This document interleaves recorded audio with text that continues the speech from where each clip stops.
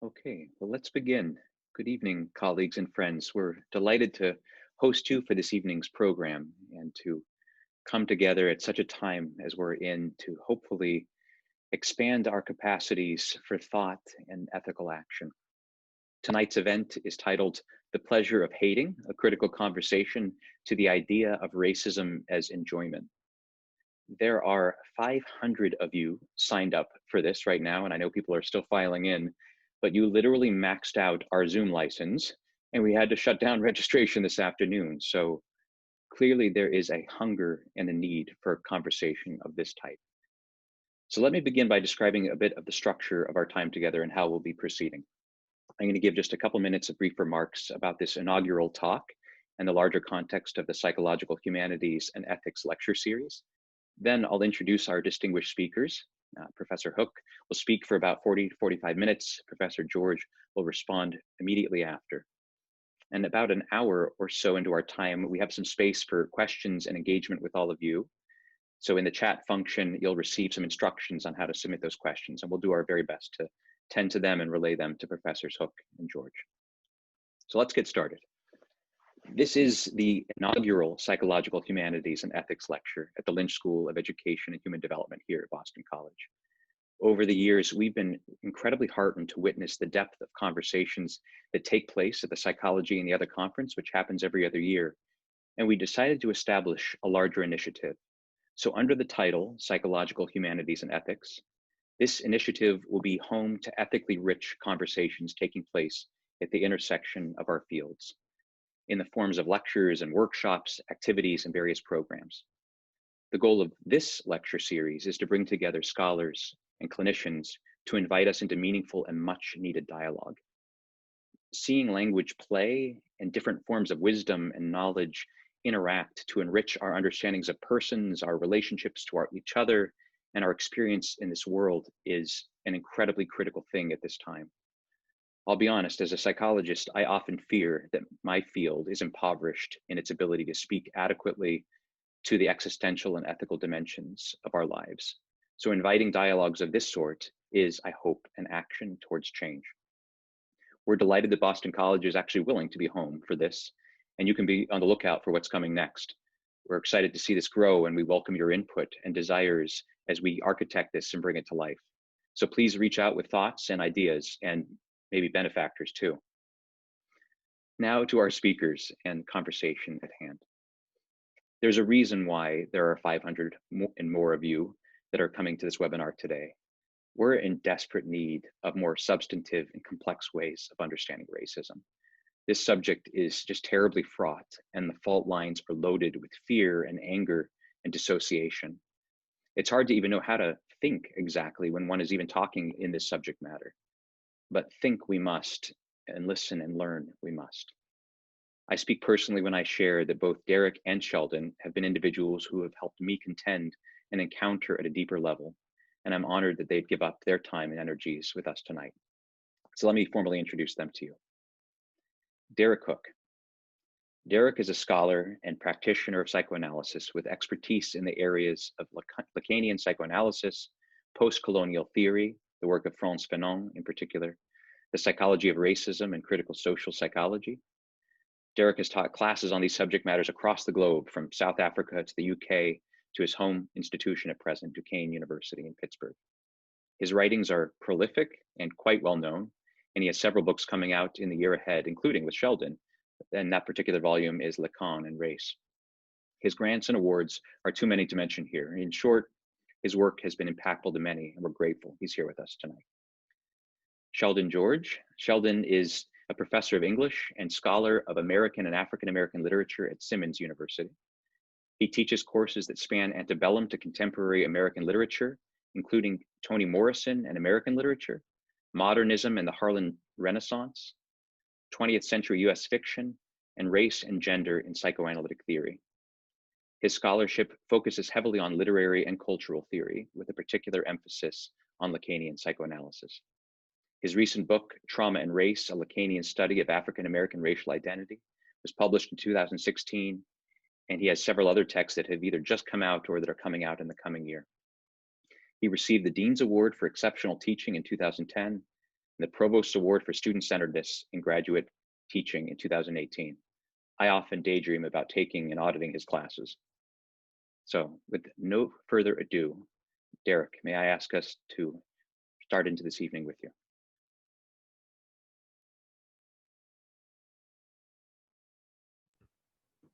So thank you everyone for making the effort to be here. It's really, really something I'm so excited about to have this opportunity. Thank you, David. Thank you to all colleagues at Boston College and the Lynch School of Education and Development. Thanks to Sheldon as well. So let's begin. Why this slightly counterintuitive title, The Pleasure of Hating? Doesn't seem to make an awful lot of sense, and indeed it does sound very counterintuitive. Hopefully within the next hour or so, we'll be able to make some inroads. We'll be able to see why that title might have something useful to say about racism more generally. We could say that in the history of much psychological theory and continental philosophy, or much of psychology and continental psychoanalysis, we have a proverbial instance of two ships passing in the night. Awful lot of work's done on each side, but hardly ever is there an exchange of ideas. And I think that's what we're going to aim at today. My basic assumption, my basic starting point is to say that those of us who are interested in psychology, who work in psychology, or those of us who are interested in racism and trying to further an interrogation of racism can learn something from Lacanian psychoanalysis and the rather odd notion that Lacanian psychoanalysis asserts, namely that racism can be understood as a kind of theft of enjoyment. So that's what we want to do tonight. We're going to do a little bit of critical work. We're going to explore that idea. We're going to open up various facets of that idea. Hopefully, we'll also have some opportunity to ask some critical questions about this thesis. Let me say right from the outset that it's true, Lacanian psychoanalysis has its limitations, and indeed, hopefully we'll have an opportunity to ask some questions about that. But what our real priority is trying to open up some of these ideas that may help us to rethink various facets of racism, and that may, in many ways, also offer a series of critical thinking points, a critical reformulation. Hopefully, it'll help us interrogate some of the basic assumptions we often have when we start thinking about what racism is, how it works, and what underlies that. And that, I think, would be valuable critical work. Let me also say that rather than be very theory heavy, I'm going to try and lead with examples. And to do that, I've brought my own little private library along. So I'm going to introduce you to some of, it's like a DJ, except that I've read from books rather than play tunes, okay? So we're doing a little bit of Derek's library thing. And last introductory comment is to say that this is very much, I think, absolutely in tune with the project for what the psychological humanities might be. In other words, we're going to look to a discipline outside of psychology that says different things. We're going to use lots of examples. We're going to look at literature, and we're going to try and explore this thesis.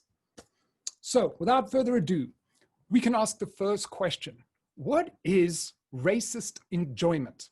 We see this term in Lacanian theory time and time again, the notion of enjoyment, or as in French, jouissance. What is jouissance?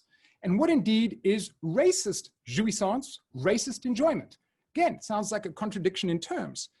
But I think maybe the best way to try and introduce this, here's the first of my examples, is to make reference to a film called This Is England.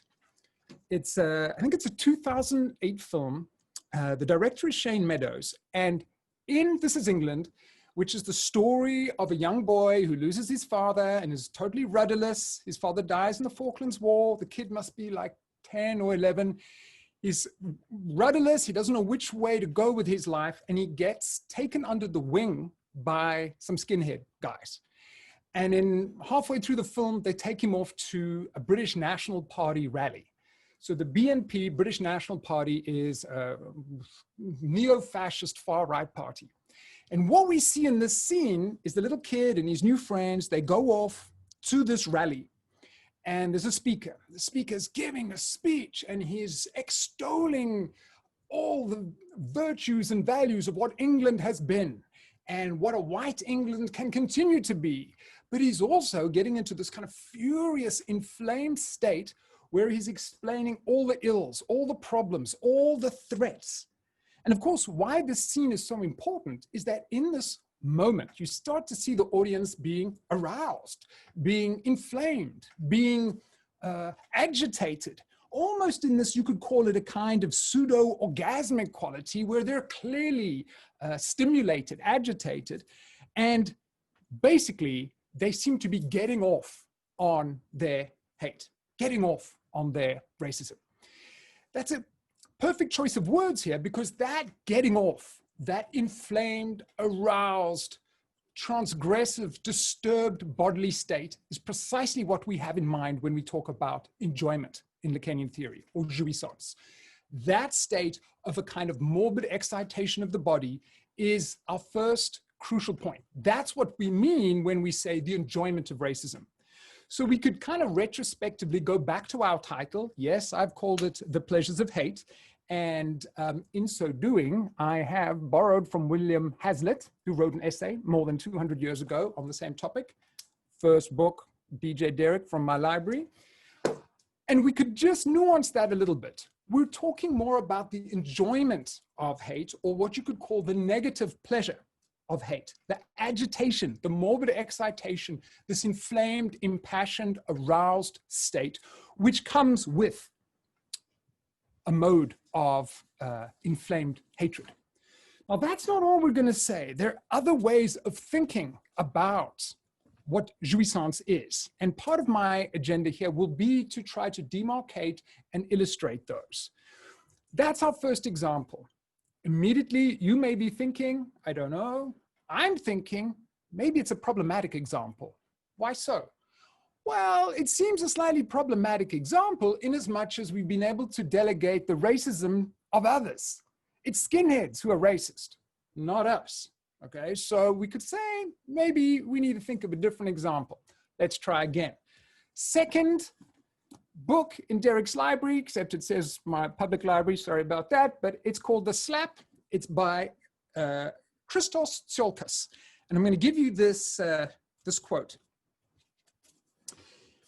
This is a great example, I think, because the novel is all about a kind of suburban middle-class set of friends who are, having various dilemmas. And we've got a character who's a good, progressive, liberal-minded character. She's about to get out of a taxi cab. It's in Sydney, I believe, and she's in a bad mood. Here we go. She was usually courteous to taxi drivers. They were invariably immigrant men. And she told herself that in treating them with respect and dignity, she was separating herself from the immense sea of indifferent racists out there. But in this moment, she felt neither courtesy nor respect. To hell with him, she thought sourly. Ignorant pig. She received an illicit thrill from the jolt of hatred. That's it right there. That phrase, an illicit thrill from the jolt of hatred. That's what I want us to think about. Why illicit, we might ask? And that's helpful to ask that question, in as much as in that moment, the illicit thrill is there precisely because the thought, the impulse that she's had stands in such stark contrast to her professed beliefs. And to be clear, I'm not suggesting that somehow the fact that she has this thought means that she's fundamentally racist all along. No, the point here is that she is liberal, she is progressive. Those are the values that she aspires to. Those are the values that characterize much of her life. But the notion of jouissance is now starting to get a little bit more complex for us, because what starts to become apparent then is that even though I can be the progressive, good, self-critical scholar, all of those factors, you could say, as it were, make the thrill, the illicit thrill of saying something, thinking something that I shouldn't, all the more voluptuous. So here we get a sense then that enjoyment is typically transgressive. It is engendered precisely by doing what one shouldn't, by contravening what is a kind of moral standard. And there's also, oddly enough, this kind of relish in the moment of the transgression. And for me, I suppose, when I was looking at the literature and trying to get a good sense of how this might be easily understood, I was thinking about hate speech and the relish and again, I used that word before, but the voluptuous quality of the hatefulness of hate speech. In other words, to go back to the point we've been trying to say, in those moments, the very aggressiveness of that language contains a certain kind of illicit thrill, a relish, a type of enjoyment, an obscenity, a self-reflexive enjoyment at what one has said. What is our point? And we're building to the end of our first section of our talk. Our point is that you can have liberal, progressive identities and sentiments and understandings and values, and they can exist quite comfortably alongside exactly the transgressive thrills that one gets from being racist.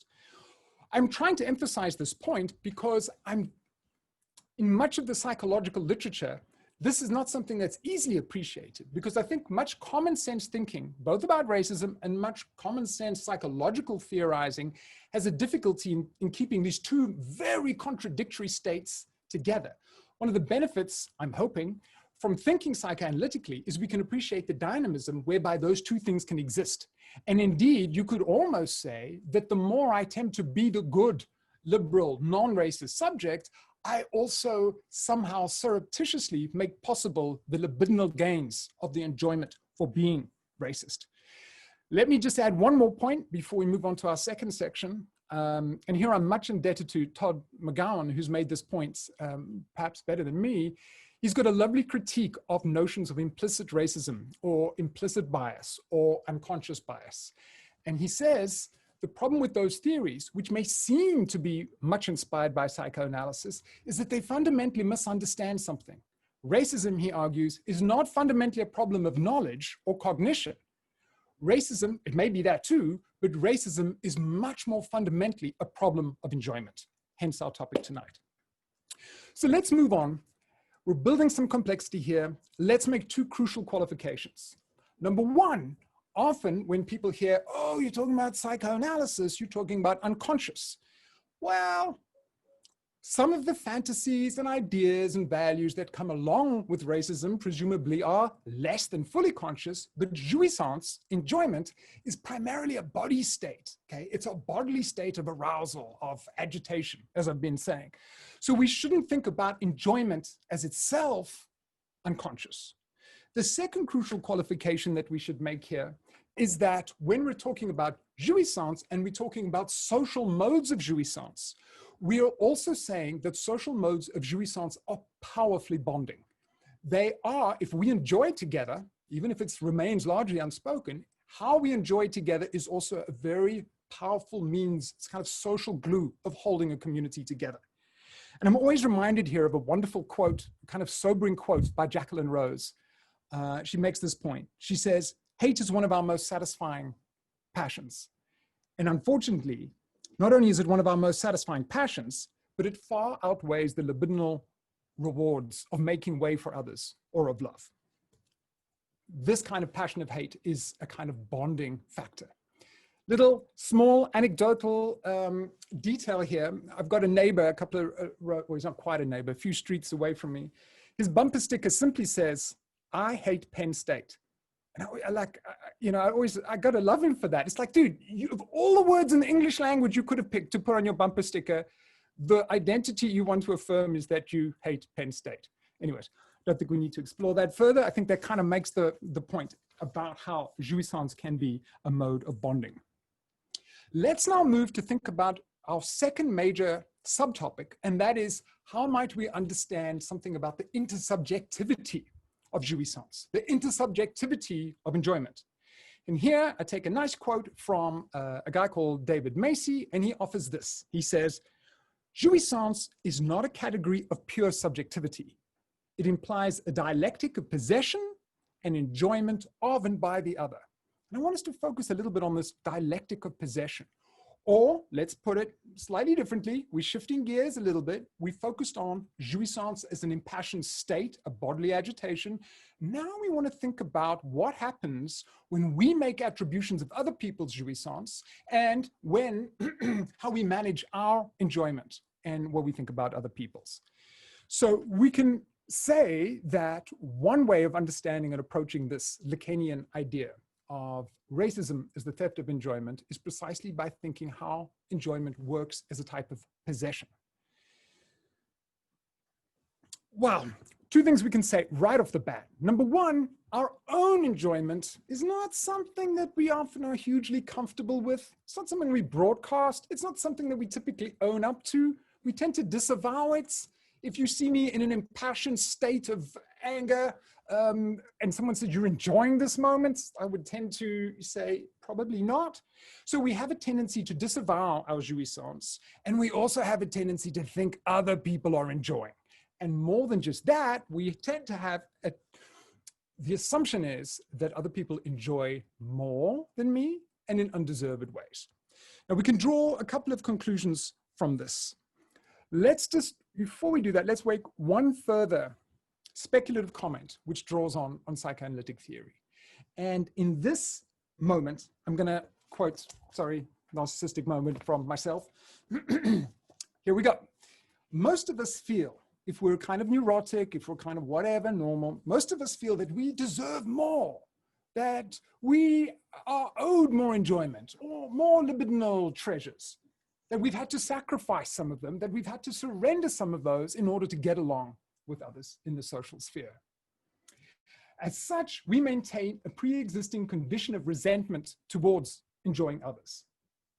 As such, the perceived existence of enjoyment already implies a social relationship, one which exists before the other upon whom this stolen enjoyment will come to be projected. Here's the key point. The most rudimentary experience of jouissance implies the role of a culprit, someone who enjoys more than I and who's poised to steal the little enjoyment that I do possess. Or more directly put, my enjoyment typically exists in a negative form, in an already stolen form, and I blame you. I blame you for that. You have a surplus and I have a lack. The relationship of resentment comes first, prior to the other's arrival. Okay, so slightly belabored the point, but what we're trying to suggest here then is, and here's one of those moments, we've already had one where we're trying to do a corrective to how racism is often understood. Todd McGowan helped us make the first one. Racism, more about enjoyment than simply about a cognitive error. Here's our second one. We often, even from a kind of liberal perspective, think about racism as a problem of otherness or a problem of cultural difference. Now, maybe that's the case, but what I've tried to argue here is that neurotic, everyday human subjects already have a predisposition to thinking someone else is enjoying more than me or has somehow got something that I'm deserved. If that's the case, then there's an enjoyment problem that comes before an otherness problem. So there's nothing intrinsically problematic about the racial other, the cultural other, the sexual other, although that's what we will tend to believe and want to believe. The problem is more a question of the jouissance of the perceiver.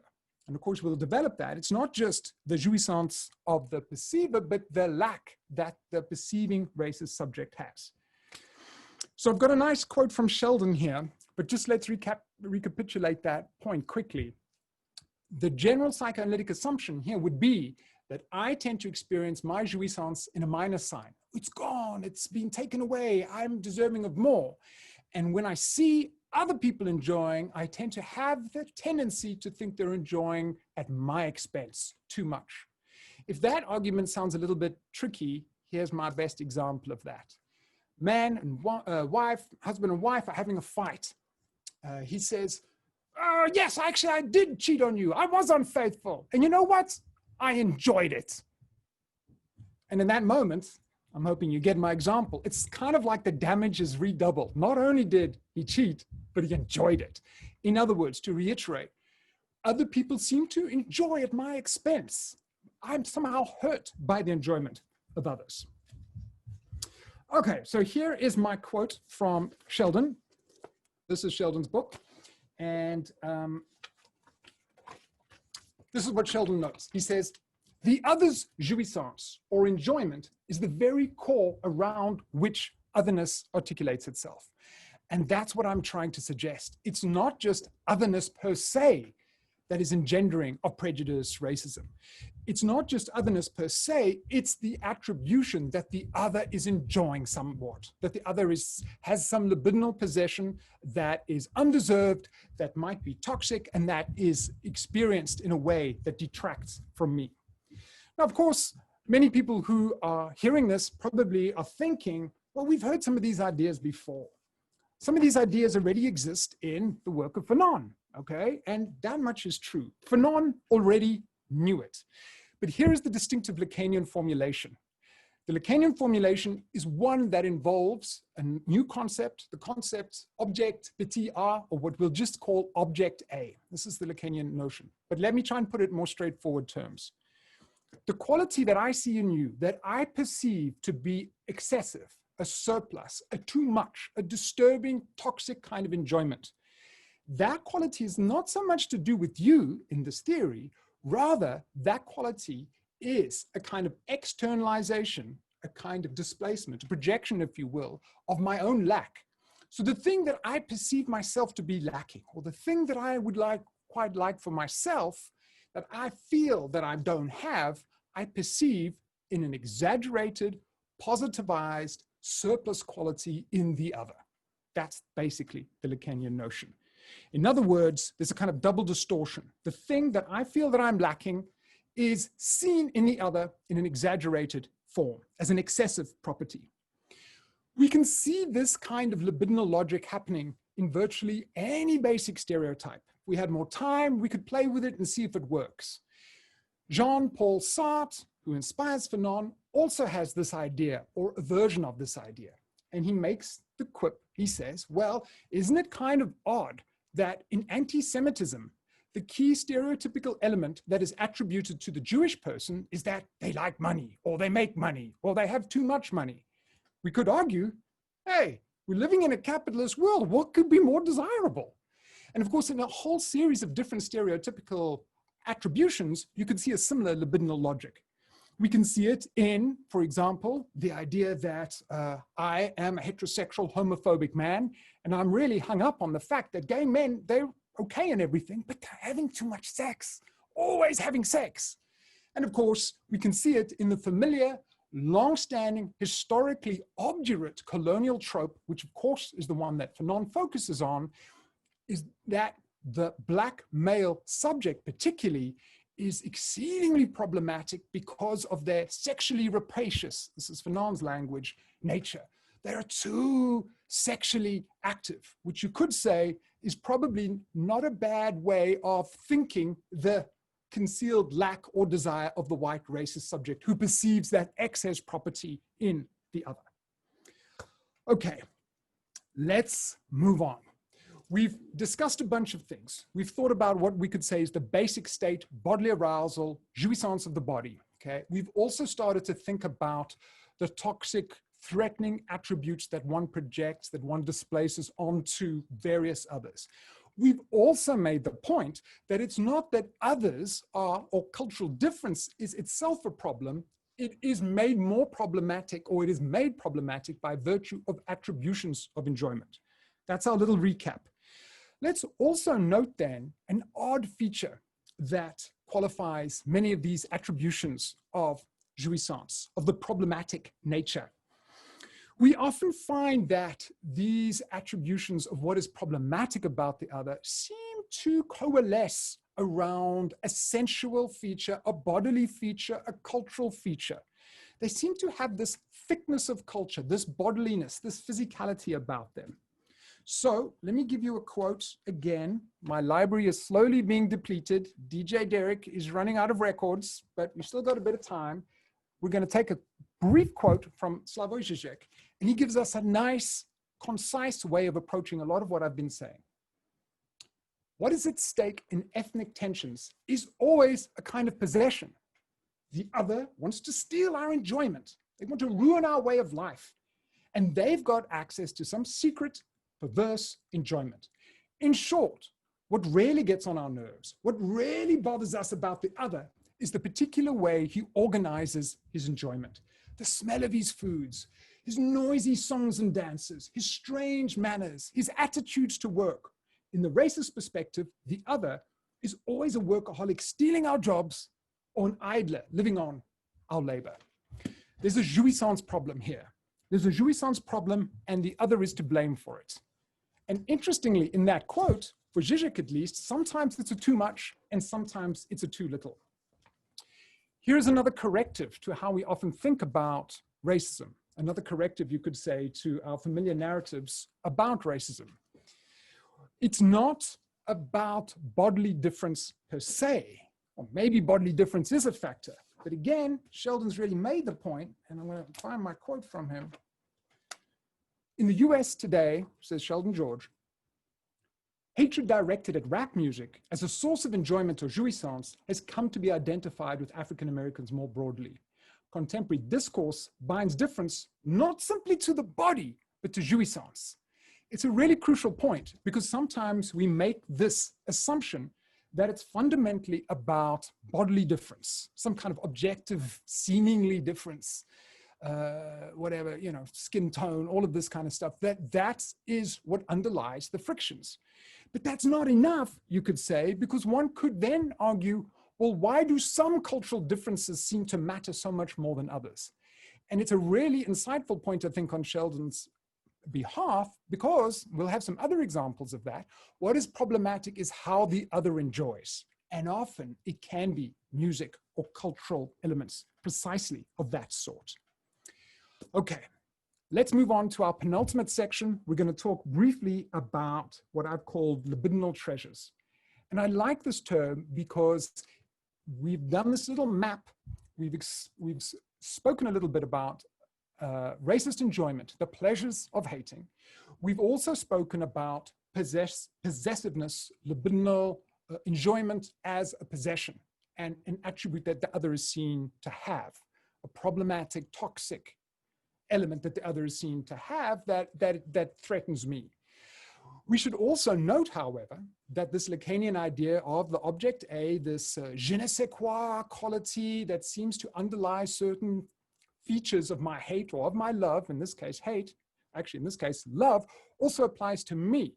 So in narratives of racism, there's something problematic about the other and there's something precious about me.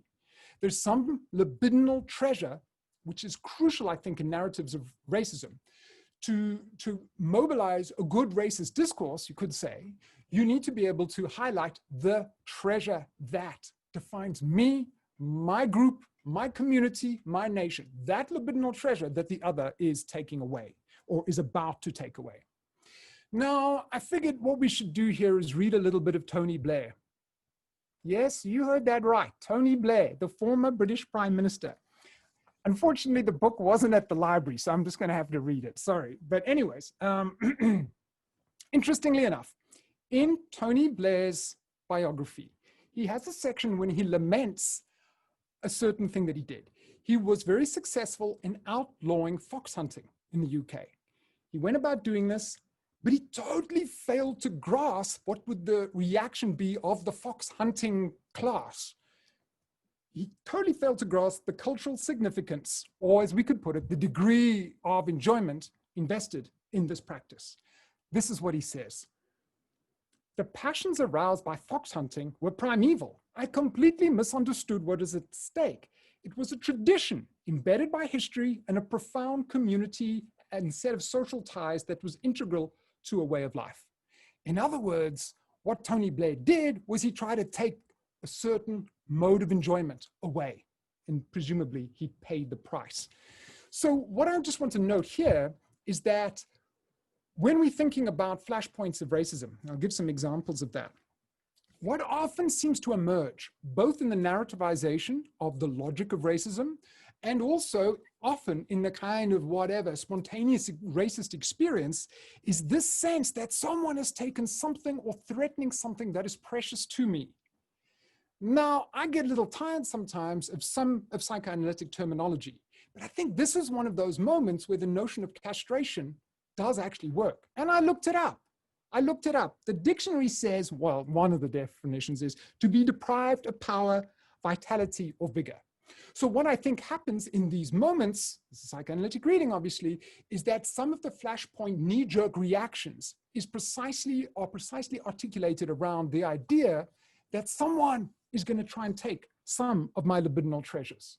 Now, of course, this also entails the possibility that you will have a whole variety of cynical politicians who don't even necessarily believe that's true, but they know that this is a potent political form of rhetoric to make people feel that something is being taken away from them. And that thing, let's also be clear, it's not just anything. It's my language, it's my history, it's my culture, it's my way of life, it's my right to bear arms, sorry. It could be any one of those different kinds of things. Okay, that seems to be crucial for this. And let me also then add a little proviso. You can often see this, it's not hard to find in racist kinds of discourse. There's always that pivot. Often it involves vitality, it involves a mode of life, it involves one's children, it involves education, it involves those kinds of absolutely crucial signifiers that if taken away will mean, such as my argument, that I will cease to be. But here's the turn of the screw. It's easy in these kinds of fora to give examples of how that might work in a right-wing political world. But of course, let's also be honest, that would also apply presumably to everybody. So presumably I've also got my castration points, the things that I would have some kind of knee-jerk reaction to. I too have my libidinal treasures. And I think that's important to make mention of. Bringing it back to racism, just briefly, there's a great quote in a James Baldwin essay, the famous little, The Fire Next Time. And it seems to me that in this essay, he does a nice Lacanian thing. Here's the quote. He says, he seems to mobilize this idea of the libidinal treasure or the Lacanian object A. He says, white Americans find it as difficult as white people elsewhere do to divest themselves of the notion that they are in possession of some intrinsic value that Black people need or want. I think the quote stands on its own. Let me give an example of what I'm talking about in the libidinal treasures and why I think, despite that some aspects of this theory may sound a little stylized, a little reductionistic, a little too psychological, why I think this is an important narrative logic and libidinal logic. And in order to do that, I'm going to give you another example. Sorry, it's also from a book of mine. But I mean, I don't have to apologize, right? I'm doing a talk, so it's okay. Right. So some colleagues and I were part of a group of researchers. We called ourselves the Apartheid Archive Project. And the overarching agenda of the project was to collect historical narratives of how people in South Africa in the period of apartheid, like a mixed demographic of people, recollected, remembered moments of racism. So as I was going through all of these examples, we collected a whole bunch of these narratives. And I thought, well, look, dude, you're doing all this like whatever, enjoyment, racism thing. Do you think it really works? Let's have a look in some of these examples. And so I also did this thing, which you're supposed to do if you're like a clinician and you're psychoanalytic, you're supposed to say, okay, now something has happened. Why now? Why not earlier? Why did it happen now? What is the specificity of the situation? What immediately preceded it? And this is what I started to find. What was the thing that happens before this racist outburst that is being described in the narratives? I was struck by just how frequently such eruptions of racist anger were the result of a perceived infringement of sorts.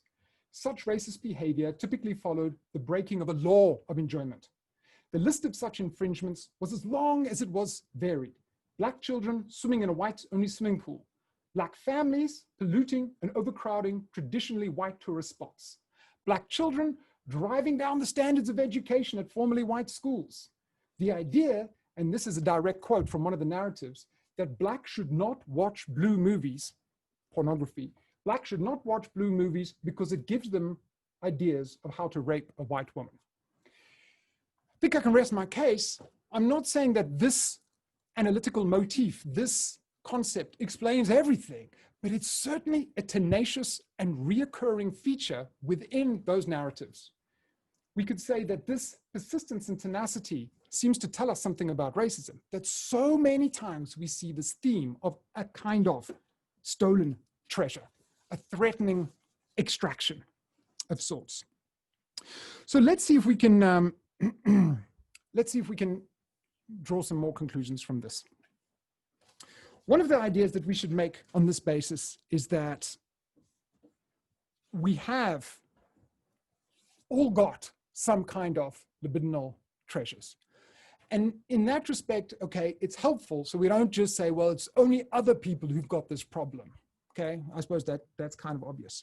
That being said, I think it's also important to note that if we're thinking psychoanalytically, what I perceive as my libidinal treasure, that thing that's so special about me, presumably there's always a degree of narcissism, always a degree of inflation, always a degree of some kind of fantasy elaboration about what that attribute might be. Also, oddly enough, we are after all doing a counterintuitive thing tonight. Oddly enough, is it not also the case that sometimes we feel a righteous indignation at being robbed, that we revel, that we enjoy precisely the indignation that this precious thing about me is being taken away? And I suppose what I'm wondering is that, is it sometimes the case that the thing that I take to be defining of me is most powerfully realized and experienced precisely when I feel that it's being taken away? Or put differently, might it be that I'm stumbling over myself for the opportunity to complain that someone has stolen this special thing about me, that the more I feel that it's potentially stolen, extracted, the more it somehow exists for me? That may sound a little bit precarious, but I had a moment not so long ago when I was watching Fox News or Fox TV, and it's kind of a silly anecdote, but I think it kind of illustrates the point. There was an anchor who was saying, Alexandria, the Democratic Congresswoman, Alexandria Ocasio-Cortez, had apparently suggested that we need to do more about nutrition. And this guy was saying, she's taking our hamburgers away. She's taking your hamburgers away. And I was kind of like, okay, I'm not so sure she's really taking your hamburgers away. But in that moment, it felt to me that there are sometimes precisely these odd libidinal moments where one kind of contrives a situation where one hopes one can complain that someone is taking something away from oneself, precisely so one can have the libidinal rewards of complaining about it and experiencing it as somehow real, perhaps more real than it was before. Let's give a nice quote to try and illustrate that point.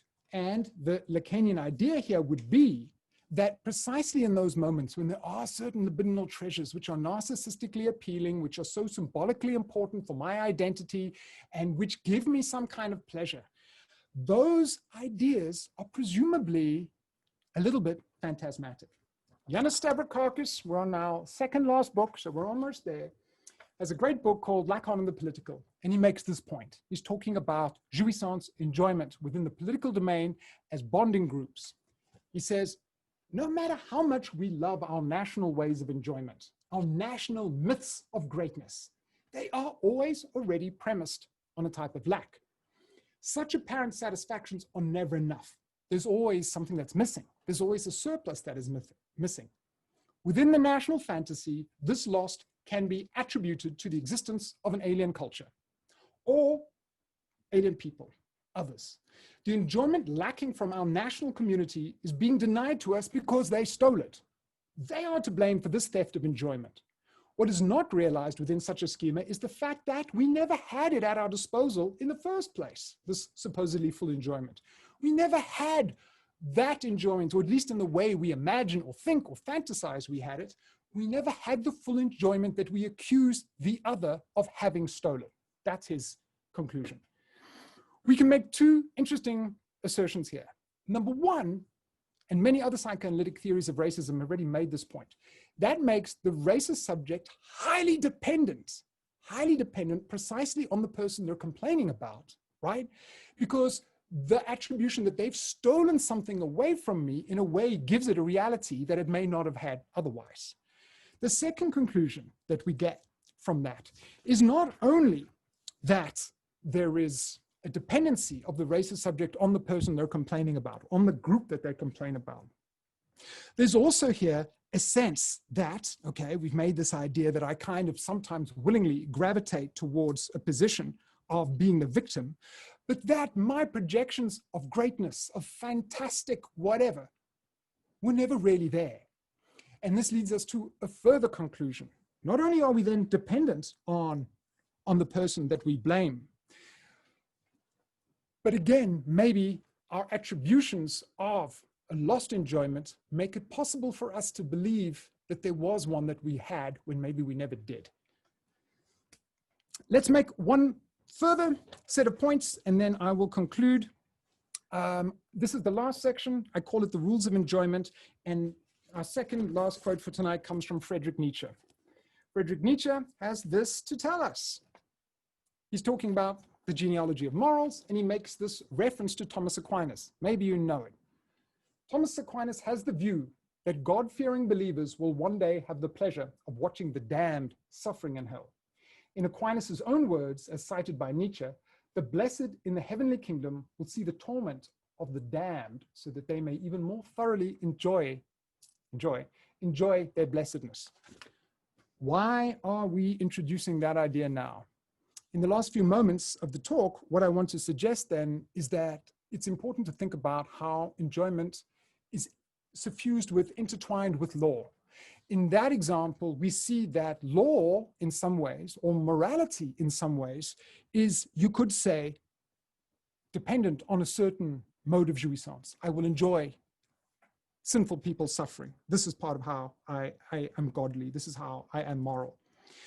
We have a dilemma then that in many instances, jouissance supports and extends the law. And of course, this is not a difficult concept to grasp because we could say that the passion for justice very quickly turns into something a little less than honorable. We could say that jouissance supports and extends social norms. We have in any social situation, in any society, a set of unspoken rules of enjoyment defining who can enjoy, who should enjoy, and who shouldn't, and under what circumstances. Brief example, I would read it out, but we're running a bit short on times. The New York Times in 2011 has an article. Article is given the byline, "Partying amid poverty stirs debate in South Africa." Here it goes, extract. Sandton, South Africa. Kenny Kuneni, a former gangster turned businessman, gave what he called the mother of all parties for his 40th birthday. He ate sushi from the belly of a woman who was wearing nothing but black lingerie, while hundreds of guests looked on. As the revelers got tipsy on his liquor, he says he treated the most important amongst them, including President Zuma's stylish spokesman, to $1,000 bottles of Dom Perignon. The opposition leader, Zwelinzimi Vavi, accused Mr. Kuneni of spitting on the faces of the poor and declared that parties where people have gotten rich in such dubious ways and flaunt their wealth turn my stomach. Perhaps my example, the implication is clear. I'm not a big supporter necessarily of Kenny myself. I think there's a lot of lifestyle choices that he could have made differently. I don't think there's some things he could improve upon. But isn't it interesting that if that same set of activities had been conducted by a series of white, high-flying, whatever, South African politicians or businessmen, it wouldn't have been quite so newsworthy. In other words, modes of enjoyment, as they are socially realized, bring with them a tacit set of rules of who should enjoy, in what capacity, and why. What we can then say, and this is one of our further contributions to thinking about how this notion of enjoyment and racism as enjoyment may stretch and challenge us, how we think about racism, is that racism as enjoyment is not merely a psychological factor. Some of what I've said may sound like that, but these kinds of examples suggest that enjoyment undergirds law and public morals, and it takes on a super egoic quality. Got one last example. We could imagine thinking about being the proverbial alien from another planet who comes to do a bit of sociological research on planet Earth. Your question, alien researcher, would be to go into a certain social situation and say, excuse me, what are the rules of enjoyment here? Who's allowed to enjoy in certain ways and who's not allowed to enjoy in those ways? What are the double standards of your rules of enjoyment here? And in what way do they contrast the publicly acceptable social norms of that situation? That'd be a good research project. Let me end then. I could go on, as is probably apparent, but let me end. I know Sheldon might take up some of these points with a brief example, and my library is now finished. The journalist's name is Johann Hari. He's got a book called Chasing the Scream, and it's a book about the war on drugs. Here is what Johann Hari wants to tell us. In his Chasing the Scream, Johann Hari offers a compelling argument that the war on drugs was motivated not so much by the need to uphold law and order, or by any concern with the life and welfare of addicts, but by a far less morally defensible agenda. Here's a quote. The argument we hear today for the drug war are that we must protect teenagers from drugs and prevent addiction. We assume, looking back, that these were the reasons that this war was launched, but they were not. The main reason given for banning drugs, the reason obsessing the men who launched the war, was that various minorities, blacks, Mexicans, Chinese, were using these chemicals for getting their place and menacing white people.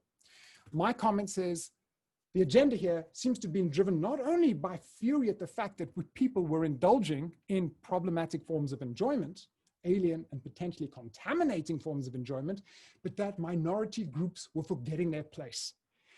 Harry Anslinger says, Johann Hari was the first commissioner of the Federal Bureau of Narcotics, and he detested jazz. Quoting Johann Hari, jazz for Anslinger was a mongrel music made up of European, Caribbean, and African echoes, all mating on American shores. To Anslinger, this was musical anarchy, and evidence of a recurrence of the primitive impulses that lurk in Black people waiting to emerge. The lives of jazzmen, he said, reek of filth. My comment, jazz music to Anslinger was inseparable from the evils of alcohol and drug abuse, and his vendetta against narcotics soon became focused on the jazz world. This is a kind of summary of Hari's book, and particularly on one particular, subsequently, one particular target, Billie Holiday. My observation is, it seems difficult here to avoid concluding that Anslinger was particularly troubled by such other modes of enjoyment, and that the war on drugs was partly motivated precisely by such a hatred of enjoyment. The point then, and I really will conclude now, is that jouissance entwines itself with law. We get jouissance by exerting law, by implementing law, but it's also the case that sometimes laws get written as a result of formations of jouissance. In conclusion then, racism is not, as much psychological theory might have it, an array or simply an array of attitudes and prejudices. It's a set of something more than that. Racism pivots also on a series of symbolic values, on libidinal treasures, which crucially involve a potent moral dimension. This is crucial. This is why I've been trying to highlight the connection between jouissance and law, that jouissance supports law, that law invokes jouissance, and also in certain instances that law follows on from modes of jouissance. This idea that racism might involve a potent moral dimension is often overlooked in popular impressions of racism as simple ignorance, as racism as unfounded hate or intolerance. While racism may indeed be all of these things, it also involves a type of indignation, an impetus to blame and to punish. It involves a sense of laws and societal, if racist, norms and ideals that have been violated. Racism is also, at least in part, a moral formation, and it involves the force and the enjoyment of the superego.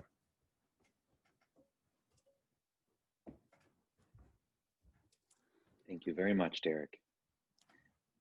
Sheldon, would you like to take us away for the next little bit? Sure. Good evening, everyone. I'd like to thank David for inviting me and Derek for starting us off in such fine fashion. The title of my talk is Jouissance and the Ahistorical Roots of Hatred in Contemporary America. Now, Derek's provided us with an exceedingly clear description and also vivid examples of jouissance and its functioning. What I would like to do is extend what Derek has discussed by suggesting how jouissance has been tied in a specifically American racial context to hatred of the other. I want to start where Derek started, with two ships. But ships as they're described in the first novel written by an African American. That novel is titled Clotel or the President's Daughter, and it's written by William Wells Brown. In it, Brown describes two ships. One, he says, held the high commission sealed by a spirit divine to establish religious and political liberty for all. This ship, carrying the embryo elements of all that is useful, great, and grand in America, is the Mayflower.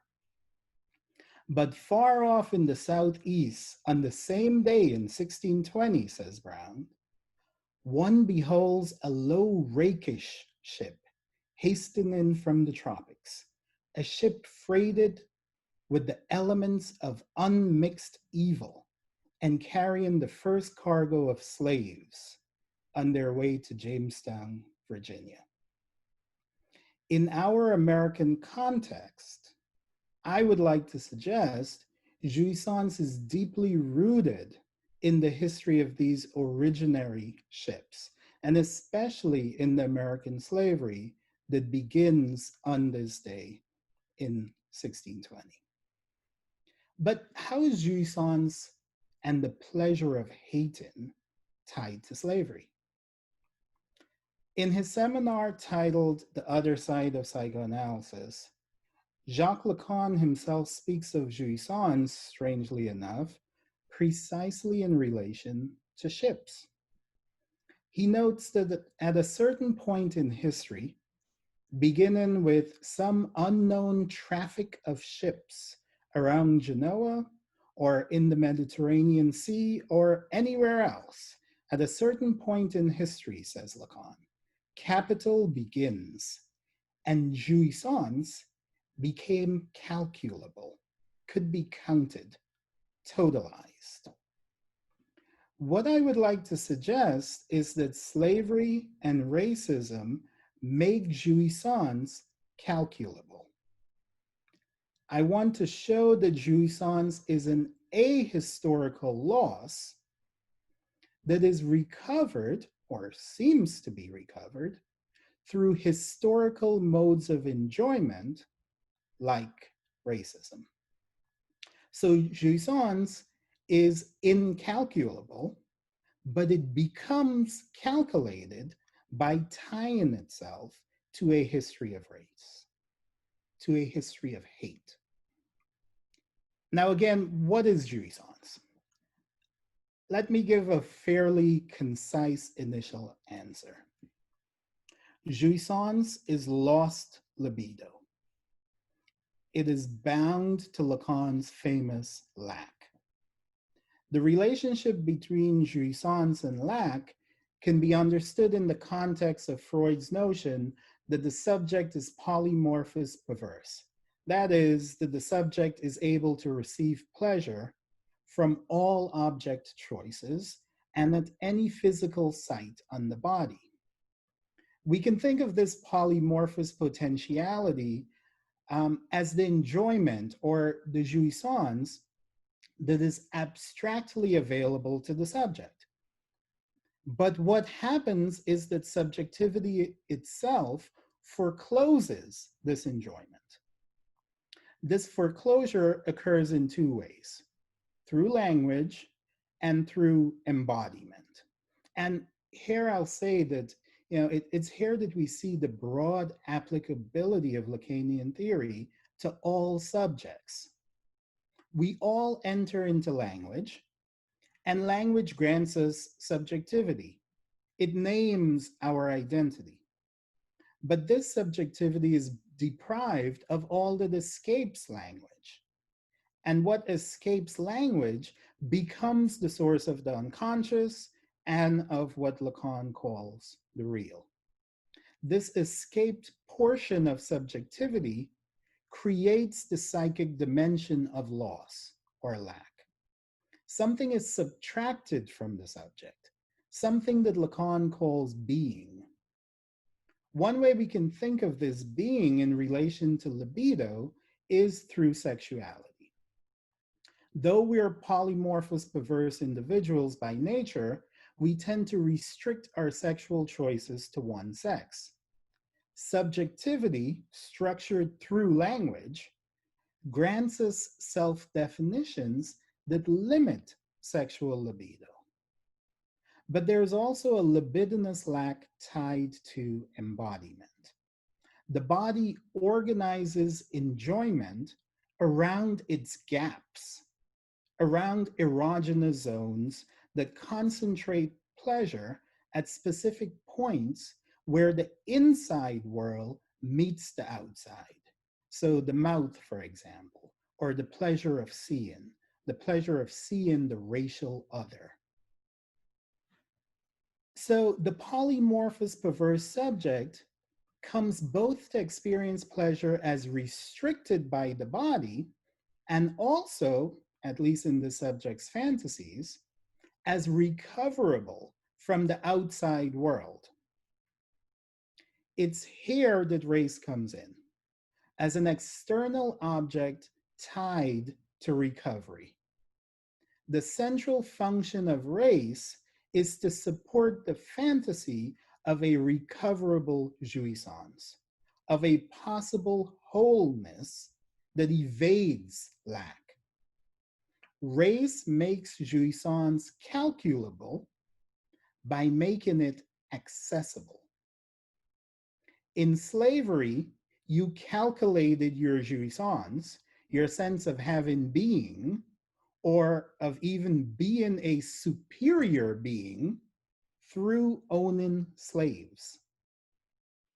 The quantity of slaves you had was a calculable index of your jouissance, your self-completing enjoyment. As capital begins in Lacan's reading, and as slavery comes to be a central form of capitalism in my reading, slave masters calculated their jouissance and measured their racial superiority through the quantity of slaves they owned. Owning slaves made white men and women into proper gentlemen and ladies. Slavery produced a genteel class by supplying workers in the field who made it possible for mistresses to stay in the homes. One moved up in class and secured one's own future and that of one's family through investing in slaves. Slaves were a life insurance policy, a means of passing on one's legacy after one's death, as slaves were gifted to daughters on their birthdays or on the occasion of their weddings. In a time period when women were ceaselessly oppressed by patriarchy, some women found freedom through nuptial contracts enforced by their fathers that made the slaves the women's properties, not the property of their husbands. So slaves granted both white women and white men a sense of being, and even a sense of absolute power. In his autobiography, William Wells Brown tells a relevant story of a white man's power. The story of a man whose clothes were accidentally muddied by a slave who's driving a wagon. Out of pure anger, this man purchases the slave from his owner, and then, upon becoming the slave's master, whipped the slave within an inch of death. He bought the slave to whip him, and to show the slave and everyone else that he held power, that he was superior, that he lacked nothing, and his enjoyment could not be curtailed. What we see in this example is that slaves functioned as what Lacan calls the object A, the fantasy object that, once possessed, indicates the subject lacks nothing. Through owning slaves, whites professed their wholeness. But of course, possessing the other as a fantasy object A was a precarious process. You see, the fantasy object signals that someone has access to jouissance, that someone not only possesses, but also enjoys the object. And since the object is rooted only in fantasy, it's an unstable object that can seem to be possessed by anyone. Lacan describes the A as tied to what he calls jouissance, or jealousy over the jouissance that others seem to access. He identifies this jouissance in a story told by Saint Augustine, a story of a child turning pale with hatred at the sight of a sibling sucking at the mother's breast. The sibling has the A, the fantasy object that seems to grant the sibling complete enjoyment, the very object that the child himself lacks. In this example, the child's lack seems caused by a sort of theft, a deprivation seemingly tied to the sibling possessing what the child needs in order to complete himself.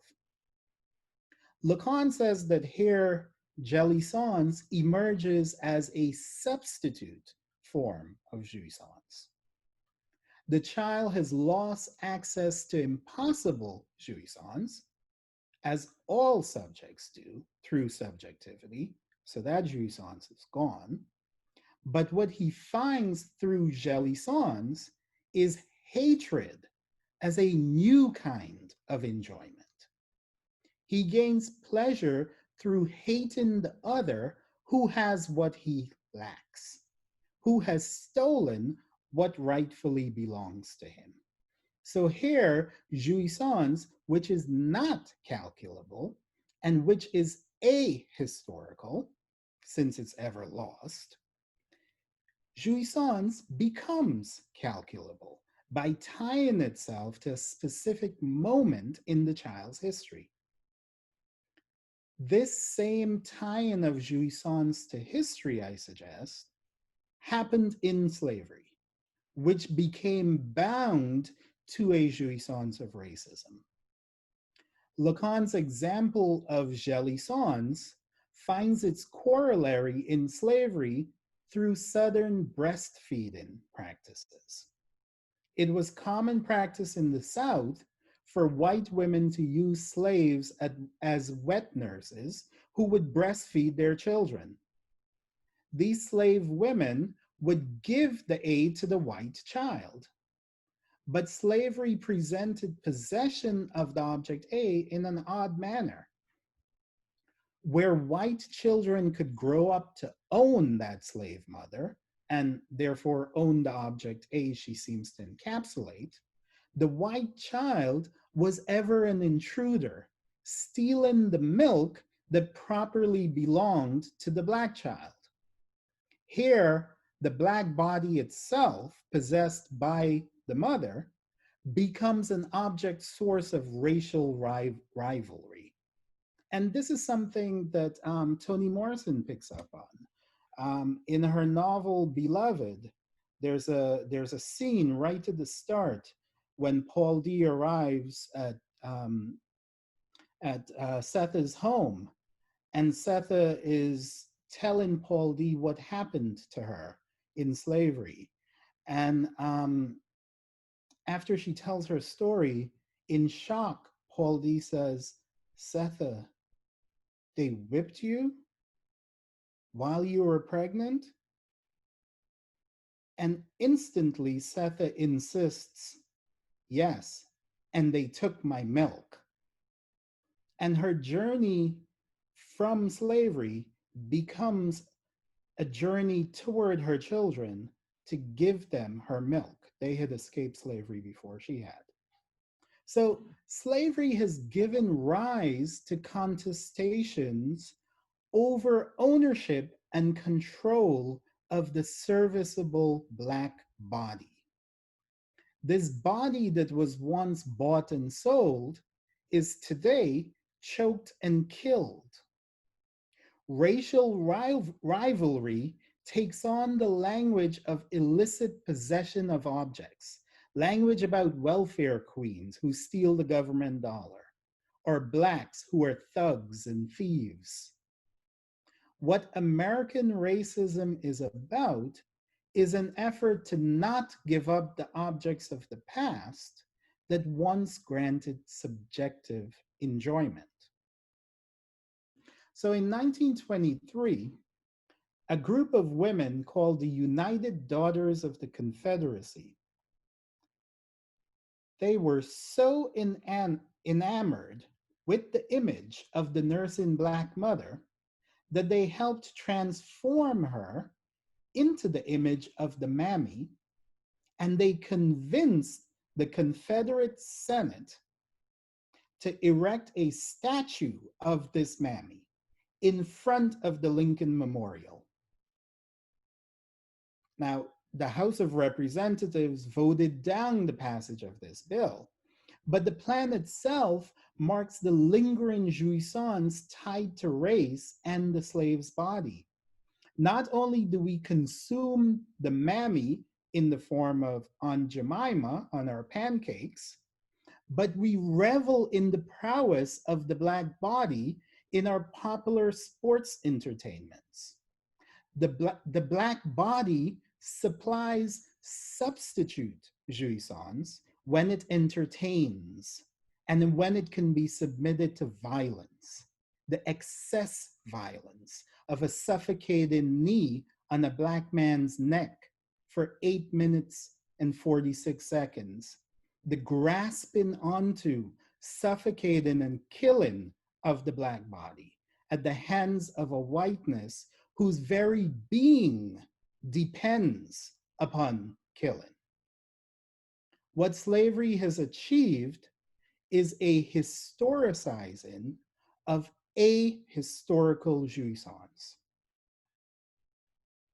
This year marks an anniversary. 400 years ago, the Mayflower gave birth to the nation, but the slave ship also gave birth to a calculable, abiding jouissance rooted in racial hatred. What this trafficking of ships made manifestable is a lost enjoyment, a re-emergent substitute jouissance that makes enjoyment eminently available through not just hating, but also killing the Black other. Thank you. Thank you so much, Sheldon. Derek, is there anything you'd want to respond to or speak to before we open it up to some of the audience questions? And I encourage the audience, to continue populating questions and in the chat function, and we will get to them as we can. But anything, Derek, you'd want to say? No, I'm happy to wait for questions. Okay. Well, we've had quite a few come through, and I know we've got about 10 minutes or so to be able to speak to them a bit.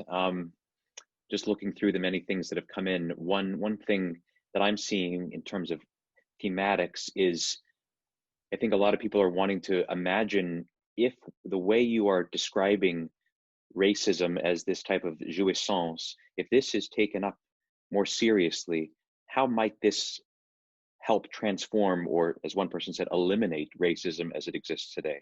What would you want to see taken up in political discourse, in policy reform, in the remaking of this nation, such that it would create the changes that might be possible? I know that's taking this highly nuanced theory and trying to imagine it into our situation right now, but I'm curious if you have thoughts or would want to dialogue on that. It's like an impossible question, but I'll offer something which is perhaps quite rudimentary, but I think is still important. Even in the most basic introduction to Lacanian theory, there's this notion that the subject is premise, not lack. And I think we have a problem because we as a culture aren't particularly keen on engaging lack, particularly our own lack. And if it is the case that by being able to attribute jouissance to others is a way of effectively turning them into others, and if it is the case that racism operates as the theft of enjoyment, which makes us able to believe in our lost greatness, our lost enjoyment that we can recapture, it's going to be very difficult to acclimatize to the idea that maybe the ideals, the myths, the national modes of enjoyment that we've enjoyed, that we've tried to premise our identities on, might not have existed. And maybe that it's more a case of confronting one's own lack than being able to attack, destroy, violate the other. I mean, one of the points that I suppose that I also wanted to make, this sounds a little bit odd, but one of the paradoxes that I think emerges from some of these theories is that often, I was trying to gesture towards this and didn't quite get there.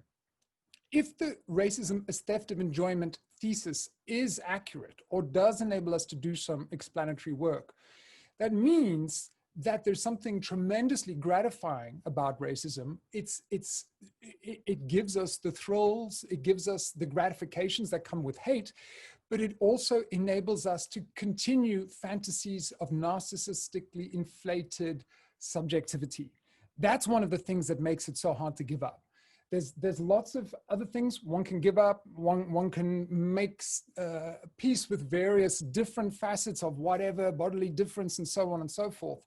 But if it means that one's cultural identity is to be premised on lack, I don't know. It's a big challenge, in short.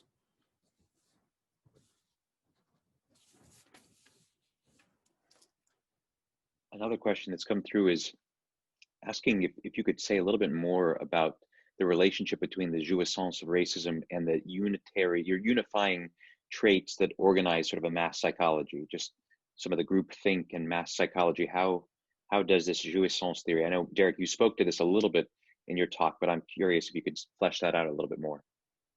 I mean, again, it's so difficult to do much justice to these questions, but let's just put it in straightforward terms, and at a later point, we could add more nuance to it. To put it in as basic terms as possible, you could say nothing bonds a given community more than a shared modality of jouissance. You get this section at the end of Civilization and its Discontents where Freud has this long account of this kind of ritualized meal, this ritualized enjoyment. And a bit like my colleague down the road with his I Hate Penn State, it's that mode of enjoyment bonds much more even than symbolic ideals. And if that's the case, this is, I suppose, the point I was making earlier, it also is something that's kind of difficult to budge. But I suppose my essential answer there would just be to say that enjoyment brings with it the capacity of a kind of bonding. And it's difficult to break that apart. And you can change many symbolic ideals, but unless one is able to somehow make sense of having to forego a certain degree of imagined enjoyment or a fantasy of one's own wholeness and one's own greatness, then it's going to be difficult to get rid of racism. I suppose that's what I'm saying. Well, it's a follow-up, Derek and Sheldon. One person would like you to create a script as to how they would sit with someone that they're trying to help understand about their use, the jouissance use. How do you convert a racist using this theory? So we could write that script up for someone later on. I know that'll be a simple 3-point thing that we can provide. Sheldon, anything you would want to add to the mass psych or group think piece? I'm not sure how to even approach answering that question, but one thing I would say is that in terms of the possibility of grounding an identity on lack, right? Because I think that's the solution here, right? It's, as Derek says, you have to engage your lack. You have to recognize yourself as a subject who lacks and not invest lack in the other. But then how do you get there, right? And what's really useful about psychoanalysis is that, especially from a Lacanian perspective, what the analyst does is bring you to the point of recognizing your own lack. But then how do we translate that at a cultural level?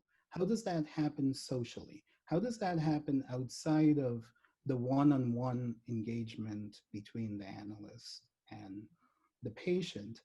I would suggest that in early forms, early renderings of African-American identity, what you had was exactly a grounding of identity on lack. Lacan talks about identity, the possibility of sort of traversing a fantasy of wholeness. And once you traverse this fantasy of wholeness, you create an identity ex nihilo. You create an identity out of nothingness.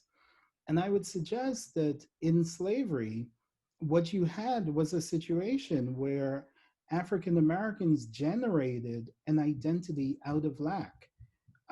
They were confronted with a situation where they were defined as subjects who lacked. And so the fantasies that, that ground the typical subject, the fantasies of wholeness, could not be as readily sustained in slavery.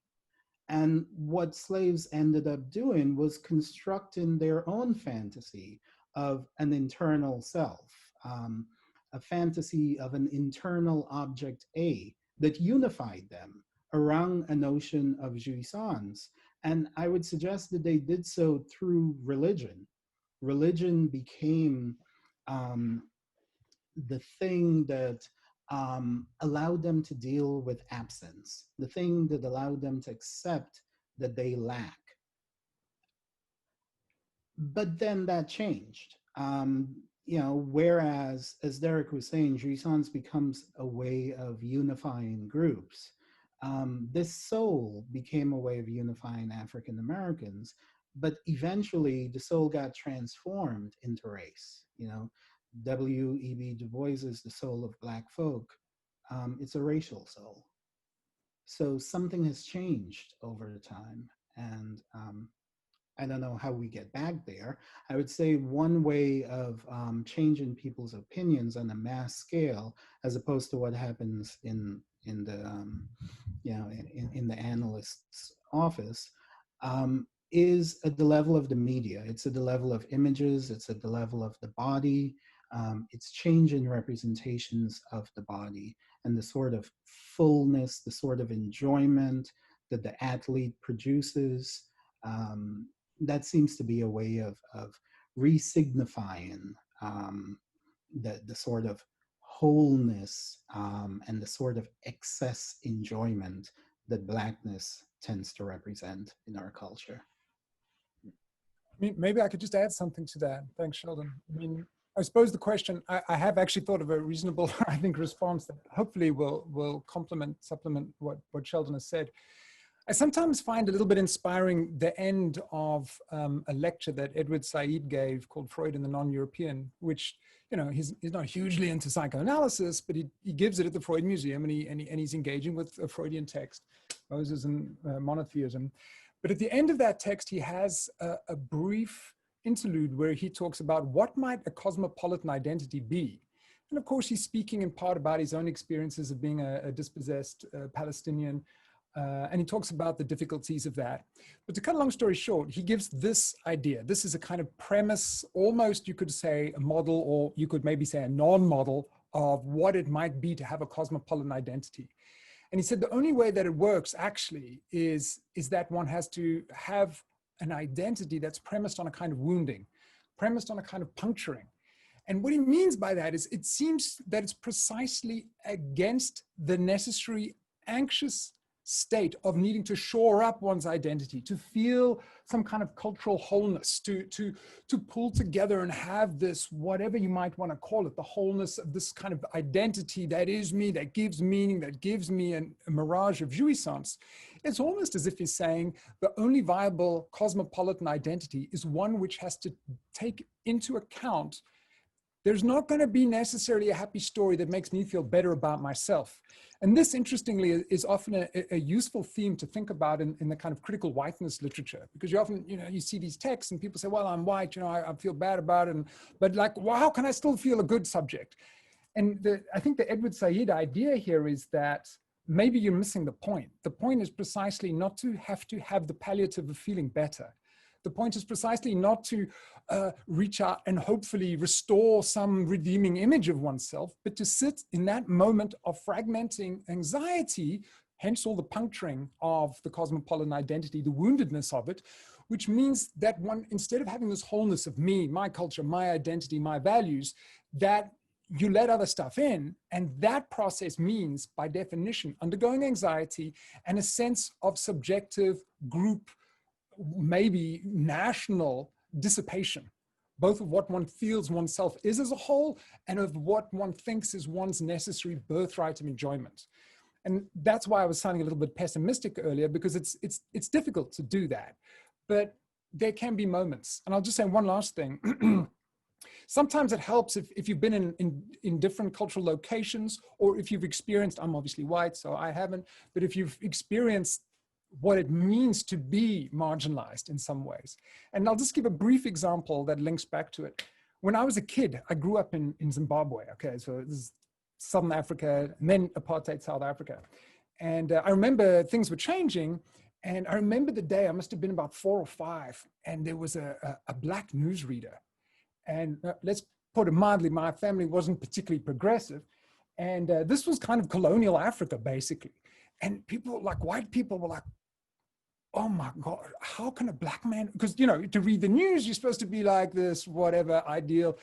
And what was kind of funny about it was that they all thought the world was going to shatter, but it didn't. And I'm not saying that that made them less racist or anything, but those are the kinds of moments that I think are kind of helpful when one has a certain investment in a certain identity, and then one realizes that maybe, for example, once had an African-American president and the world didn't end. Anyway, I think I've said enough, but those are just some thoughts as a way of response. Well, excellent. We are just about at 8:30, and I know people are going to start dropping off pretty quick. So let me take 30 seconds here at the very end and thank you, Derek and Sheldon, for being in this conversation with us tonight and bringing us into the richness of this dialogue and this important subject. And I'll just say to the audience very quickly that both Derek and Sheldon realize that to do this work, it needs to be done with many more hours and poring over the texts and thinking together. And so they've offered to have a few workshops in the months ahead, looking at Lacan and race in greater detail in much smaller groups. I mean, there were dozens of questions here at the end that we didn't even get a chance to even get close to talking about. So we'll be sending out information. So stay tuned for that in the near future. I'm also just going to quickly thank Muki Manalili, who is my psychology and the other co-chair who did a lot of the work behind the scenes on this, and Lillian Andrade, one of our brilliant graduate students who is here working with us on this, and Caitlin Solano, who did a lot of the infrastructure building for this. So without you, this couldn't have happened. Thank you, everyone, and many blessings in this wacky world we currently live in. Hope to see you in future times. Be well. Stay safe.